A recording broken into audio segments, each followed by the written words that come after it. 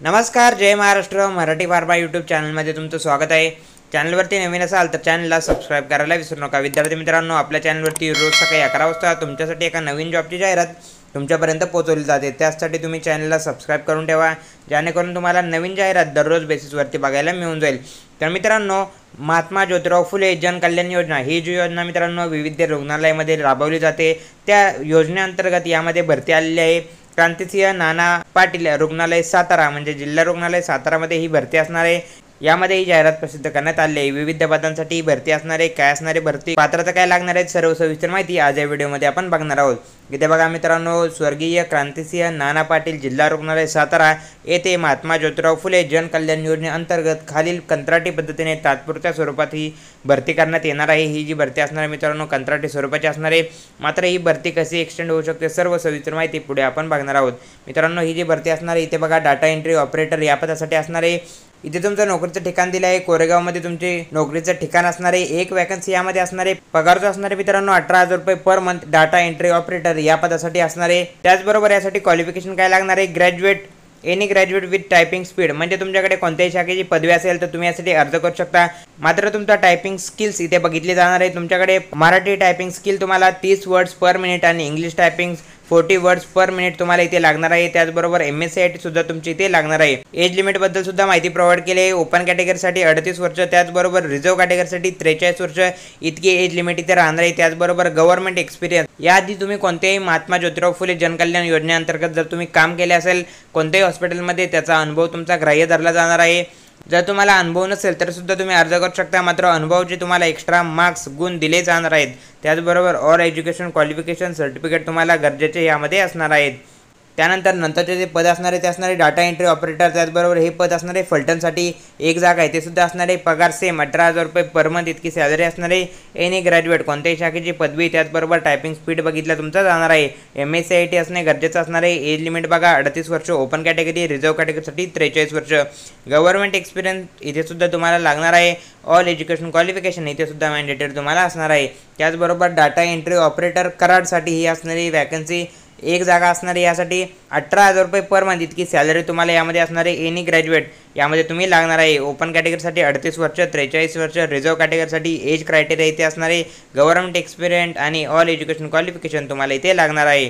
त्यानंतर इथे data entry operator इथे पण बघा सातारासाठी, यामध्ये इतर क्रायटेरिया तुम्हाला सेमच असणार मित्रांनो. तुम्ही या PDF मध्ये सविस्तर बघू शकता. ही PDF आपल्या टेलिग्राम चॅनलवरती अवेलेबल करून देतो. टेलिग्राम चॅनलची लिंक डिस्क्रिप्शनमध्ये प्रोव्हाइड केली आहे. डिस्क्रिप्शनमध्ये जाऊन आपल्या टेलिग्राम चॅनलला जॉईन करा. टेलिग्राम चॅनलवरून PDF डाउनलोड करा. PDF एकदा सविस्तर वाचा. जर तुम्ही यासाठी पात्र होत असाल तर नक्कीच अर्ज करायला पाहिजे. त्याचबरोबर मेडिकल कॅम्प कोऑर्डिनेटर या पदासाठी सुद्धा भरती असणार आहे. एक जागा असणार आहे यासाठी.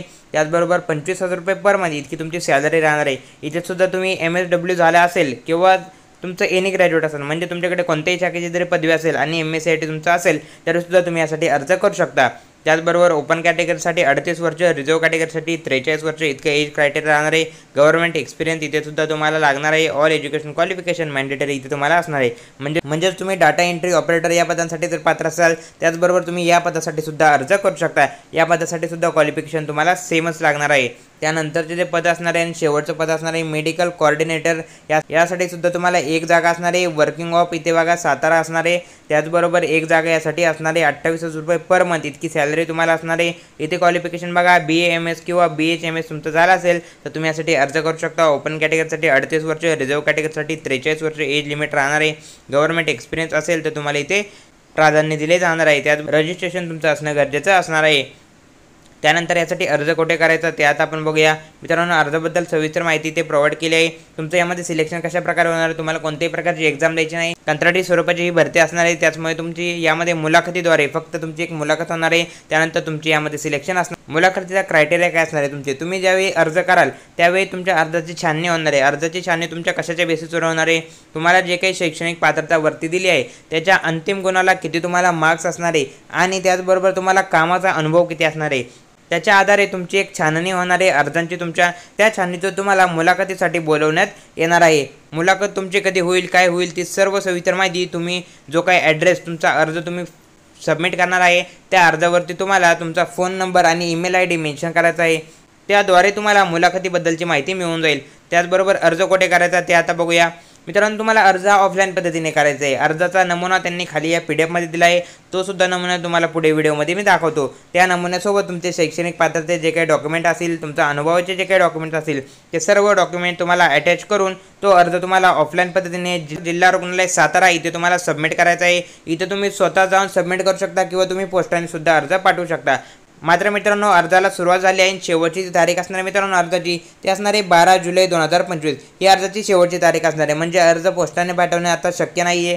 तुमचं जरी कोणी नातेवाईक राहत असेल त्यांच्याद्वारे तुम्ही अर्ज पाठवू शकता किंवा तुम्ही साताराचे रहिवासी असाल तर तुम्हाला ही चांगलीच संधी असणार आहे, तिथे जाऊन तुम्ही अर्ज ऑफलाईन पद्धतीने सबमिट करू शकता। त्याचबरोबर इथे काही अटी व शर्ती सुद्धा मेन्शन केल्या आहे, त्या तुम्ही सविस्तर वाचा। तुमचा जो काही कंत्राटी स्वरूपाचा कार्यकाळ असणार मित्रांनो हा 11 महिन्यांचा असणार आहे। मात्र मित्रांनो 11 महिन्यानंतर बऱ्याचदा हे पद कंटिन्यू होत असतं, त्याचमुळे तुम्ही यासाठी नक्की अर्ज करायला पाहिजे। आता आपण बघूया अर्जाचा नमुना। इथे बघा हा असणार आहे ॲप्लिकेशन फॉर्म। याच ॲप्लिकेशन फॉर्मची तुम्हाला प्रिंट घ्यायची आहे।